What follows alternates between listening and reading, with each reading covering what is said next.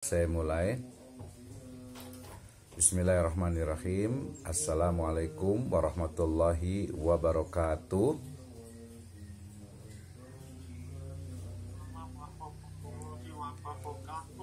Alhamdulillahirabbil alamin, wassalatu wassalamu ala asrafil anbiya'i wal mursalin, habibana wa nabiyyana Muhammadin sallallahu alaihi wasallam wa ala alihi wa ashabihi wa man tabi'ahum bi ihsanin ila yaumiddin. Wa ba'd. Qala Allah ta'ala fi kitabihil karim, a'udzu billahi minasyaitonir rajim. Bismillahirrahmanirrahim.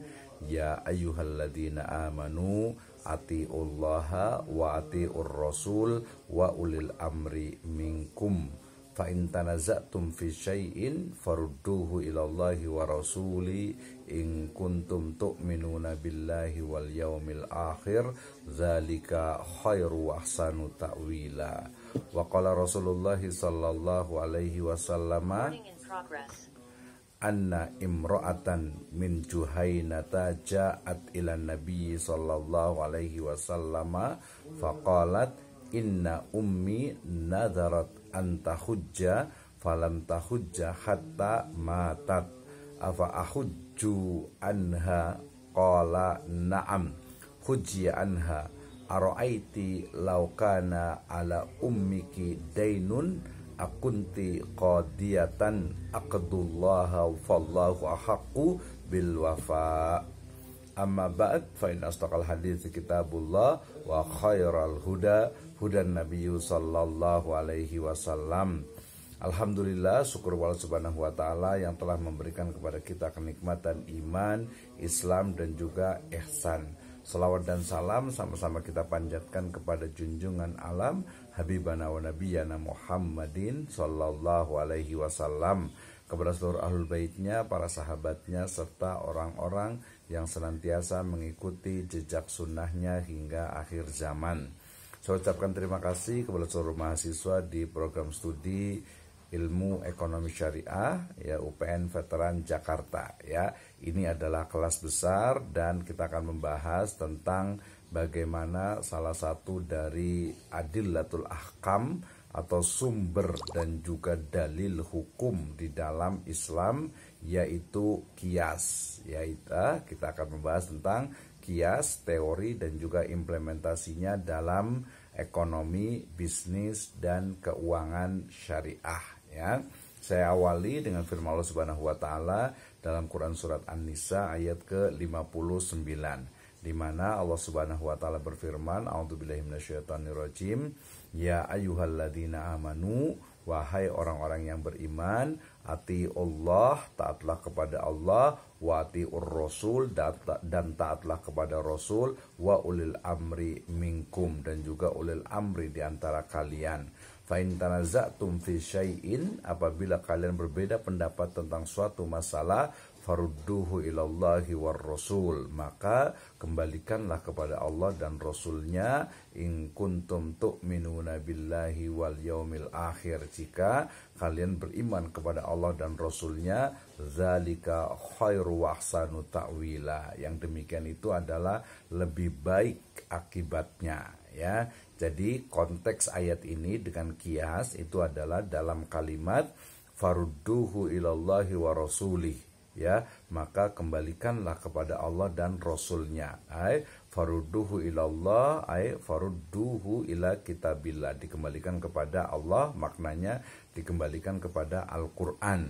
War rasul, dan kembalikanlah kepada Rasul, maknanya adalah dikembalikan kepada al-hadis ya. Di situ ada unsur analogi atau qiyas, di mana ketika di dalam Al-Quran ya tidak ada, di dalam hadis itu tidak ada, maka ya cari dalil yang memang membawa kepada nilai-nilai yang ada di dalam Al-Quran dan As-Sunnah. Jadi An-Nisa 59 ini nanti menjadi salah satu dalil dari qiyas, yaitu farudduhu ilallahi war rasul ya. Kemudian hadis dari Nabi Shallallahu alaihi wasallam, hadis riwayat Bukhari dan juga Ahmad ya, annam ro'atan, ada seorang wanita min Juhainah, dari Juhainah, salah satu wilayah di sekitar Madinah ya.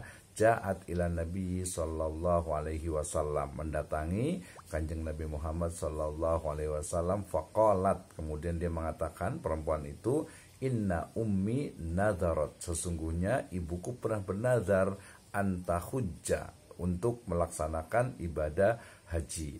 Falam tahujja hatta matat, namun ya beliau belum melaksanakan nadar itu ya, kemudian beliau meninggal dunia ya, ibunya itu meninggal dunia. Kemudian afa ahujju anha, ya apakah saya harus ya melaksanakan ya haji tersebut ya, jadi apakah harus itu melaksanakannya ya. Maka Nabi Muhammad SAW menjawab qala na'am, ya beliau menjawab iya, ya hujjiya anha, hajikanlah ia, artinya anaknya itu melaksanakan haji untuk ibunya. Aro'aiti laukana ala ummiki dainun akunti qadiyatan, ya bagaimana pendapatmu ya, yang dikatakan aro'aita, bagaimana pendapatmu ya, jika ibumu memiliki tanggungan utang, apakah engkau akan membayarnya ya. Maka dikatakan aqdullaha fallahu ahaqqu bil wafa, ya sungguhnya Allah lebih berhak untuk dilunasi utangnya. Maksudnya itu adalah janji nazar kepada Allah Subhanahu wa taala. Di sini kalimat ya yang menunjukkan dalil argumentasi tentang kias itu adalah aro'aiti, ya laukana ala ummiki dainun akunti qadiyata.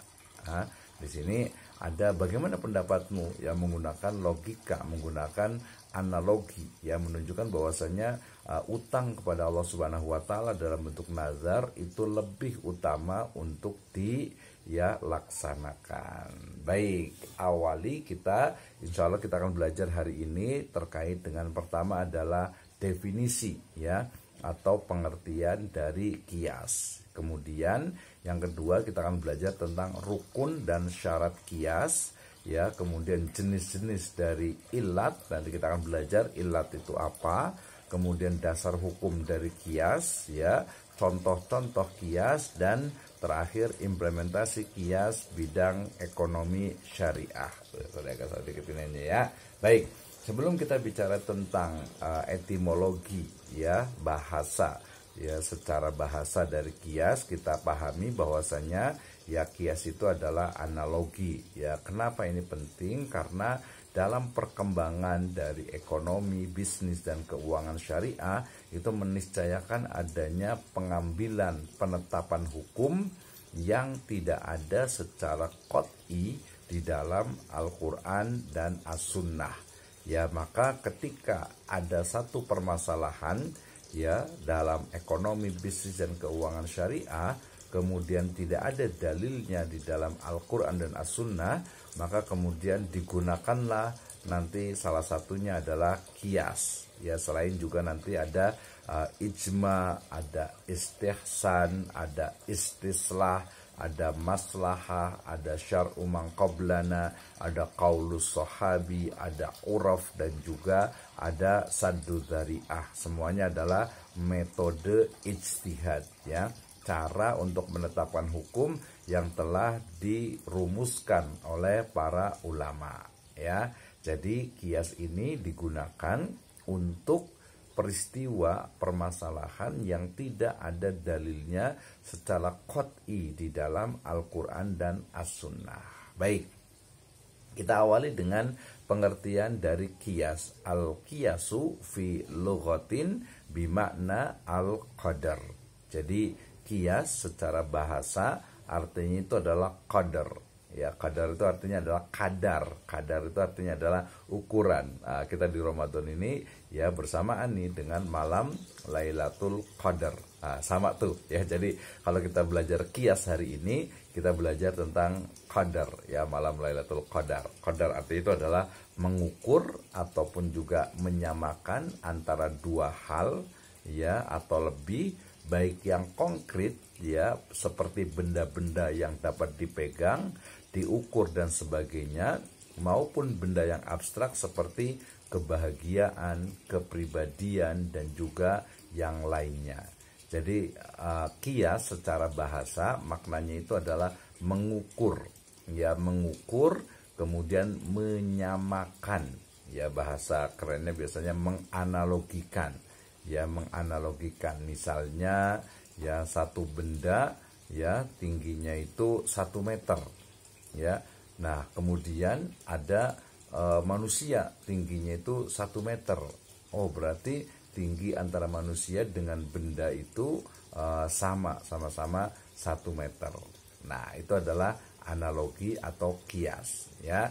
Nah kalau dalam bahasa Arab ada istilah qistu hadza bi zaka, ya, wa aqimul wazna bil qist, ya, karena nanti tahu ya di dalilnya itu qist itu adalah apa, adil atau menyamakan, mengukur, ya. Qistu hadza bi zaka maknanya adalah saya mengukur ini dengan itu, saya mengukur ini dengan itu, saya mengukur misalnya tinggi ya tembok ya dengan sebuah meteran. Nah, itu qistu hadza bi zaka, ya. Jadi kias secara etimologi, secara bahasa itu artinya adalah mengukur, menyamakan, menganalogikan. Ya, tadi yang benda-benda yang real. Kalau yang abstrak misalnya kebahagiaan, ya. Orang itu bahagia itu macam-macam. Makanya ada yang mengatakan kebahagiaan itu sederhana. Ya, kebahagiaan itu subjektif. Ya, masing-masing orang itu bisa bahagia. Ada yang mungkin bisa sholat subuh berjamaah itu sudah bahagia. Ya bisa ikut kuliah, ada juga yang bahagia gitu ya. Jadi tenang gitu. Kenapa? Karena merasa ini adalah kewajiban atau mungkin ini adalah kebutuhan, itu bahagia. Jadi bahagia itu katanya sederhana. Tapi untuk mengukur bahagia, ya misalnya orang itu berbahagia ketika misalnya ada orang tuanya, itu bahagia. Kemudian ada juga yang ketika nanti memiliki anak misalnya itu bahagia, memiliki cucu itu bahagia.